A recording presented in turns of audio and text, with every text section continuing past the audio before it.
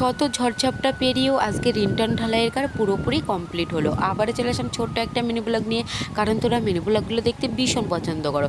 সকালবেলা আকাশটা রোদ ঝলমলে থাকলেও দুপুর 1:30 নাগাদ এক নাগাড়ে প্রচুর পরিমাণে বৃষ্টি হয়েছিল।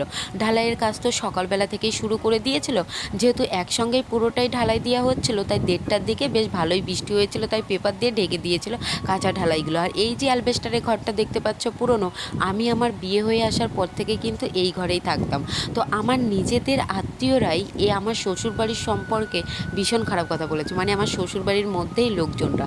তো যাই হোক, একটা কথা কি জানো তো, সময় মানুষের সব সময় একরকম যায় না, কিন্তু মানুষকে যারা আঘাত দিয়ে কথা বলে সেই আঘাতটা কিন্তু মনের মধ্যে মানুষের সারা জীবন কিন্তু চিরতরে গেঁথেই কিন্তু থাকে।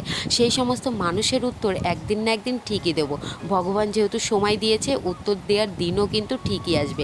আজকে মিস্ত্রির সংখ্যাও অনেকটাই বেশি এসেছিলো, তাই তাড়াতাড়ি করে সকালবেলা সমস্ত রান্নাবান্না আমি রেডি করে রেখে দিয়েছি। তারা সকালবেলা চা বিস্কুট খেয়ে কাজে লেগেছিলো, আর 11টার দিকে রুটি তরকারি খেয়ে তারপরে কিন্তু এই সমস্ত কাজ কমপ্লিট করে উঠতে উঠতে তাদের বেজে গিয়েছিল সন্ধ্যা 7টা নাগাদ। খাওয়া দাওয়া করে তারপরে তারা বাড়ি গিয়েছিল। এই তো এখন হচ্ছে এই সাইডেও কিন্তু ঢালাই হচ্ছিল।